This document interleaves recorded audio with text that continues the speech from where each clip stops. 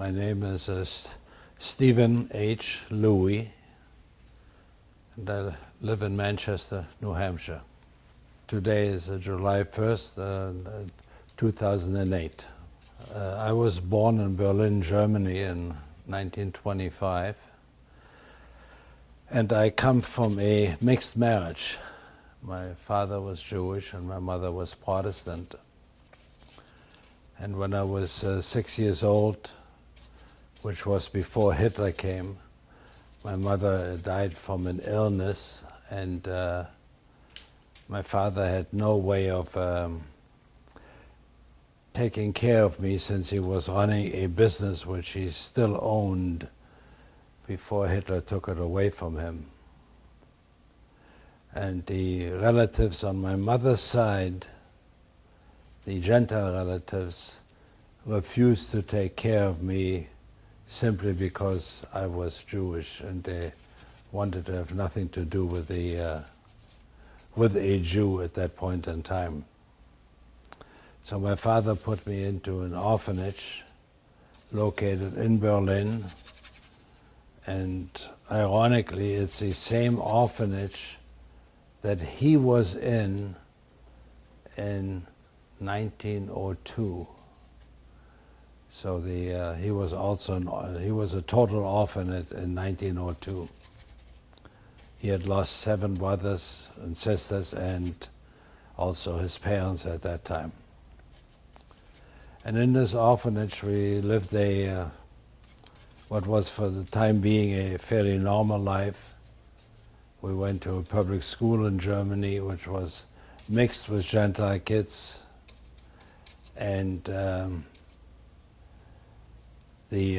then the upbringing in the orphanage was similar to what it was in the school system.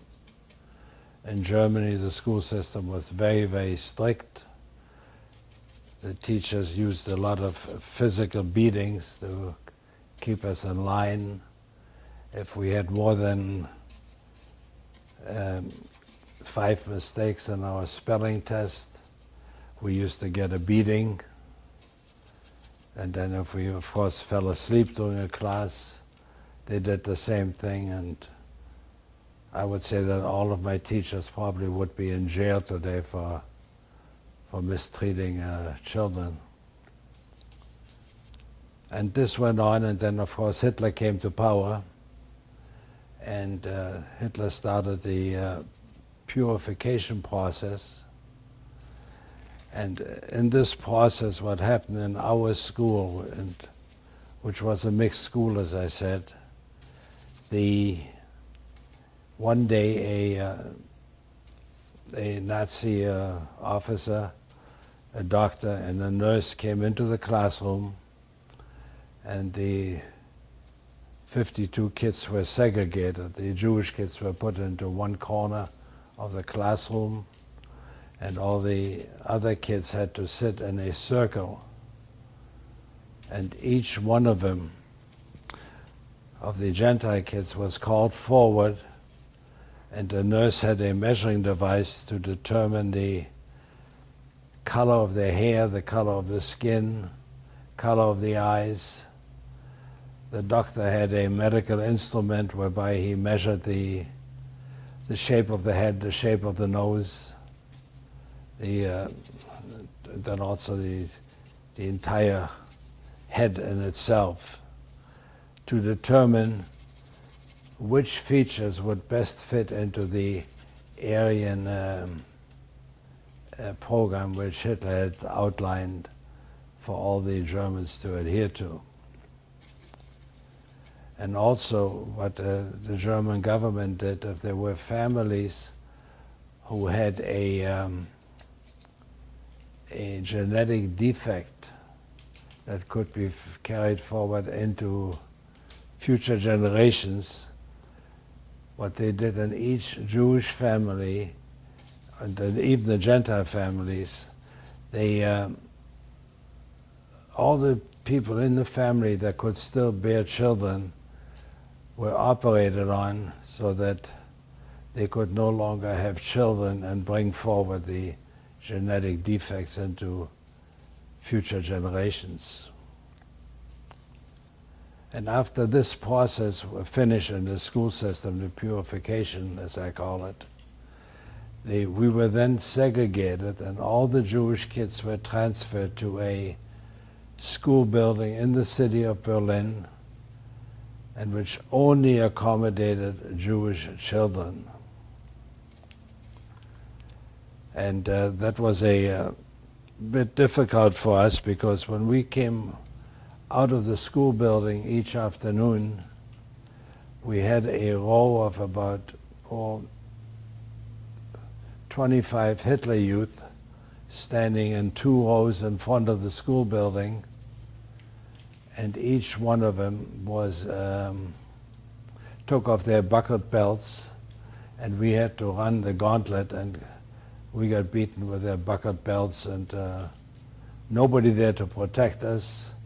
The police made sure that we didn't defend ourselves, and all we could do was run as fast as we could to protect ourselves and get a minimum amount of beatings. And this went on for quite a while.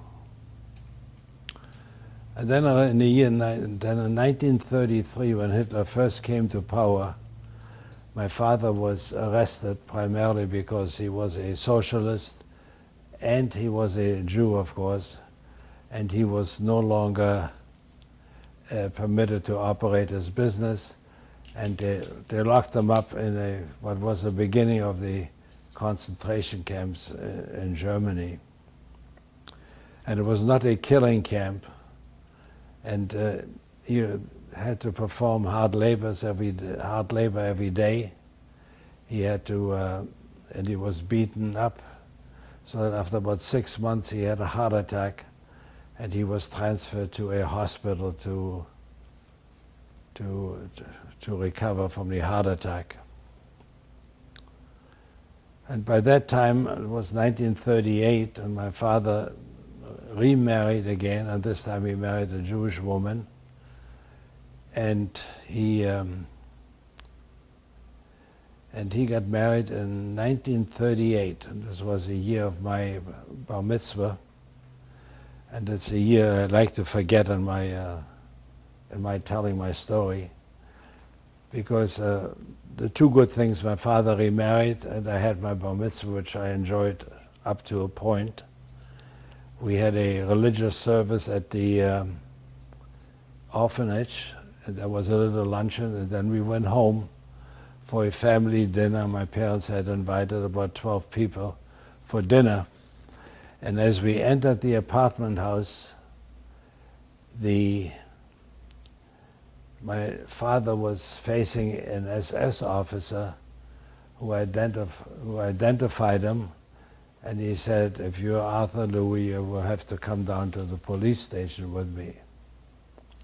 So needless to say, we didn't have much of a feeling for celebration, but my father disappeared, and fortunately he came back late in the evening, around 10 o'clock. And the reason he was arrested is that Hitler had decreed that all World War I veterans shall receive a special medal for having fought in World War I. And it's very ironic that they gave him a medal for having fought in World War I, and only 5 years before he was locked up and put into a concentration camp. So it didn't make much sense to receive such an honor. But anyway, he disappeared for the day and came home at night a broken man, and not much of a celebration took place for my bar mitzvah on that day. And then it was late November 1938, and this was the night of Kristallnacht, or the night of broken glass. I call this, it was the end of the beginning and the beginning of the end. So my parents, after that, with my second mother, I considered her to be my regular mother. I didn't make any distinction. They got quite anxious, and they said that will be very difficult to continue living in Germany as Jews. And my second mother found a distant relative living in the United States, and they asked him to send an affidavit in order to save our lives. Well, the affidavit came, and my parents took it to the German consulate, and in order to be registered as a potential foreigner to come to the United States, you had to pass a physical exam.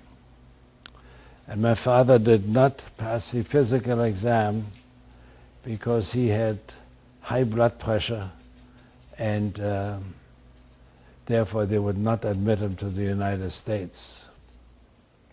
So this was already 1939 now, and everybody knew the war would start in September.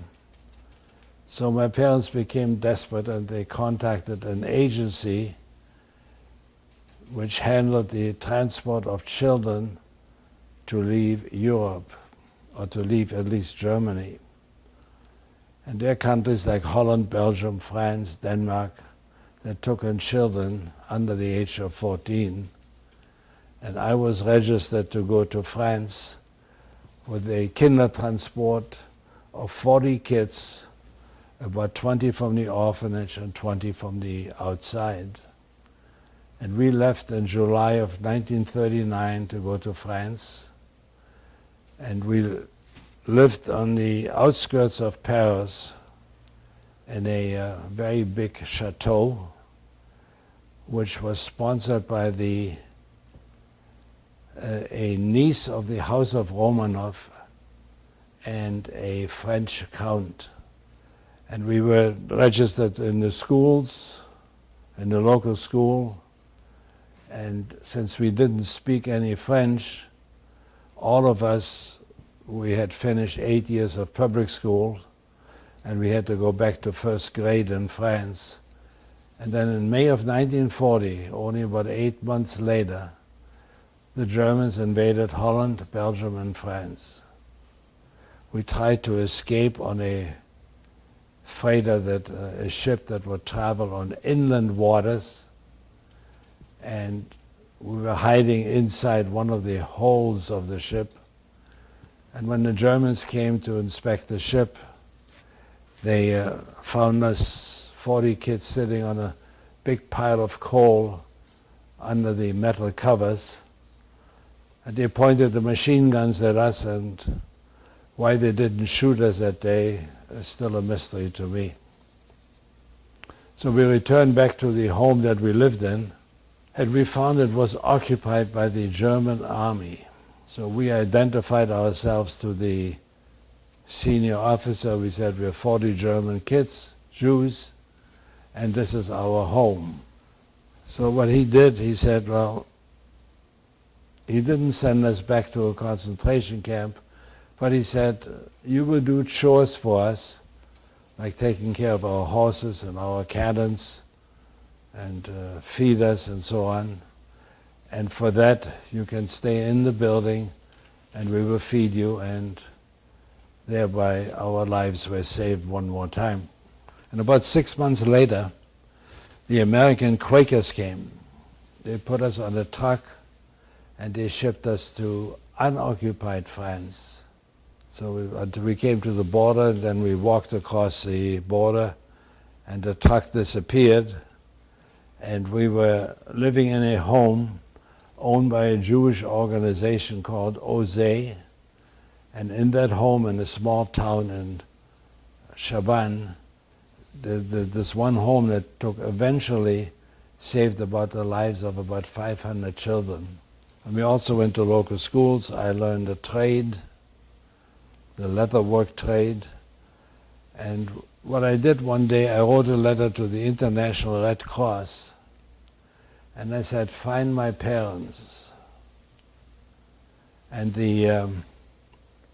about 9 months later, I got a letter telling me that they found my parents, but they were living in Haverhill, Massachusetts, which is a small town north of Boston.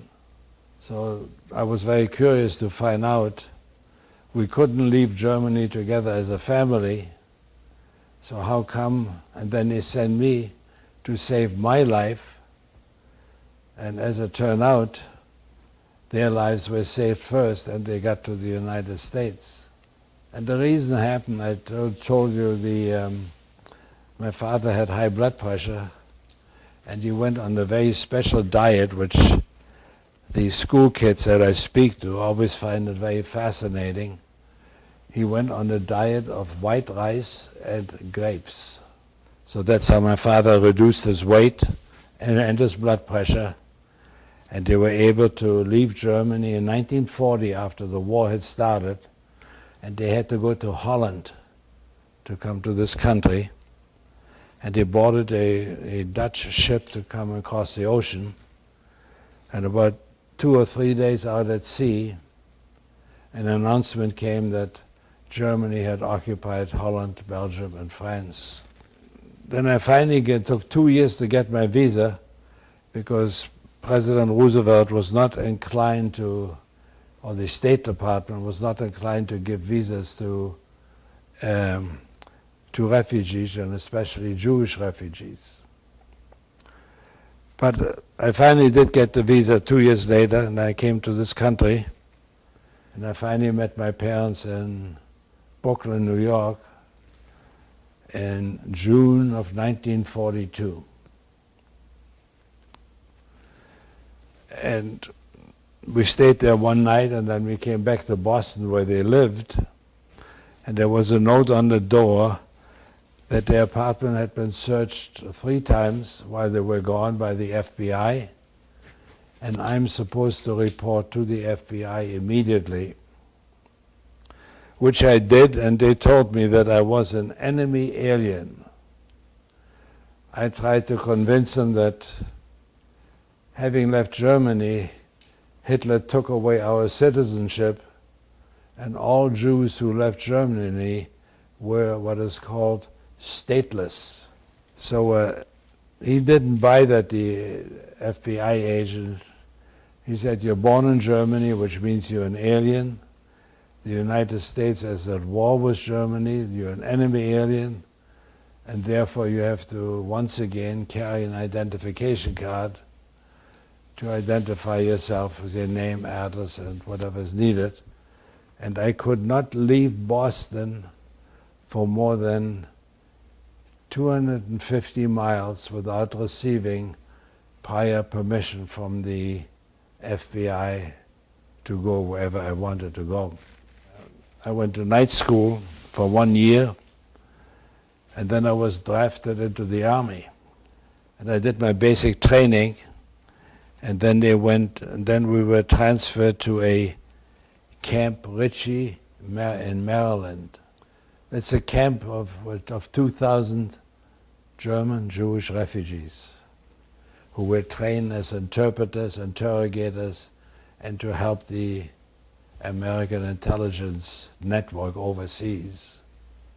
And then after my training in that camp, I was shipped overseas to England. We stayed in London for about 7 weeks, and then we landed 10 days after D-Day on the Normandy beachhead, and I was with the General Patton's Third Army. And we went across France, the Battle of the Bulge, and then we went into Germany, and we were the first American troops in the Buchenwald concentration camp. Then I did some occupation duty when the war ended, and then I was supposed to be transferred to the Pacific Theater because the war had not ended there yet. And but on my way over, the atomic bomb dropped, and I didn't have to go, and I came back, and I was discharged. And then I did all my high school education. At the age of 21, I started my high school education, my college education. I did it all at night. I went to night school. And then in 1949, I got married to Frances while I was still going to school. And then when I finished school, I took a job in public accounting. And then when I received my CPA certification, I took a job with a hotel company, and I've been working all my life in a hotel company until I retired in 1991. Wow, that's good. That is good.